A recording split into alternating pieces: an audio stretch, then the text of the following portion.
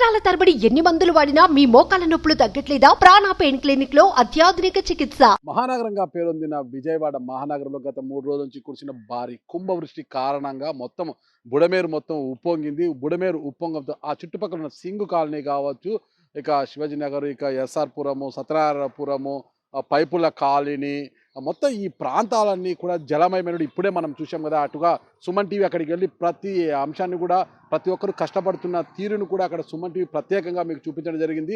మొత్తం కూడా ఆ ప్రాంతం అంతా జల దిగ్బంధంలో చిక్కిపోయింది.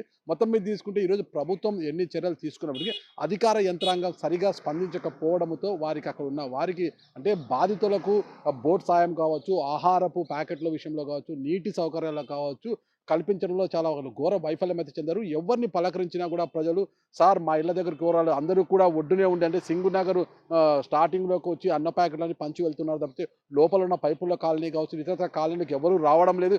కనీసం మా పెద్దవారు కావచ్చు, మా పిల్లవాళ్ళు, గర్భిణీ స్త్రీలు, పెరాలసిస్ పేషెంట్లు అందరూ కూడా డయాలసిస్ పేషెంట్లు ఇళ్లలో ఉన్నా కూడా వాళ్ళకు బోటు సహాయం ఏర్పాటు చేసేవారు కూడా లేవు. చంద్రబాబు నాయుడు గారు మాత్రం ప్రతి ఒక్కరికి కూడా ఏ ఇబ్బంది కలగకుండా చూడాలని ఆదేశించిన అధికారులు ఆ స్థాయిలో మాత్రం స్పందించలేదు మనకు స్పష్టంగా. మరోవైపు బోటు సాయం కావాలని ప్రజలు అడుగుతుంటే ప్రజలను అంటే ఎవరైతే బాధితులు ఉన్నారో, నిర్వాసితులు ఉన్నారో వారిని బోటు సాయంతో సురక్షిత ప్రాంతాలకు తరలించాల్సిన రెస్క్యూ టీము వారు బోట్లలో తిరుగుతూ ఎంజాయ్ చేయడం అయితే మనకు స్పష్టంగా కనిపించింది. దీనికి తోడు ఈ 3 రోజులుగా కురిసిన భారీ వరద కారణంగా సింగు నగరు ఆ తదితర ప్రాంతాలంతా కోట్ల రూపాయల పెద్ద ఎత్తున ఆస్తి నష్టంతో పాటు దాదాపు ఈరోజు సాయంత్రం వరకు అందిన లెక్కల ప్రకారం 10 మంది వరకు వృద్ధులు ఇతర అందరూ కూడా మృత్యువాత పడ్డట్టుగా మనకు తెలుస్తుంది. ఇందులో ఒక కుర్రాడు బీటెక్ ఫైనల్ ఇయర్ చదువుతున్న ఒక కుర్రాడు కూడా వరదల కారణంగా ఇంట్లోకి నీళ్ళు రావడంతో ఆ నీటిలో మునిగిపోయి అతను కూడా చనిపోవడం జరిగింది. ఇప్పుడే అది కూడా చూశాము. వారి కుటుంబ సభ్యులంతా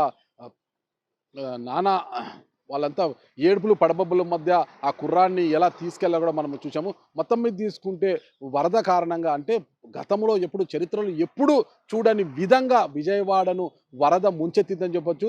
విజయవాడతో పోల్చుకుంటే సింగునగర్ తదితర ప్రాంతాలన్నీ కూడా జలమయంలో ఉన్నాయి. మొత్తం సింగునగరు ఆ తదితర ప్రాంతాలన్నీ కూడా సాధారణ స్థితికి రావాలంటే మాత్రం మరో వారం రోజుల సమయం అయితే ఉంది. దానికన్నా ముందు రాష్ట్ర ముఖ్యమంత్రి చంద్రబాబు నాయుడు గారు మరింత దృష్టి సారించాల్సిన అవసరం ఉంది. ఆయనైతే చర్యలు తీసుకుంటున్నారు కానీ చంద్రబాబు నాయుడు గారి ఆదేశాలను అధికార యంత్రాంగం అక్కడ సరిగ్గా అమలు చేయడంలో విఫలమవుతుంది. చంద్రబాబు నాయుడు గారు సీరియస్గా తీసుకుని అధికార యంత్రాంగాన్ని పురమాయిస్తే తప్పితే అక్కడ పరిస్థితులు చక్కబడే అవకాశాలు ఏంటి.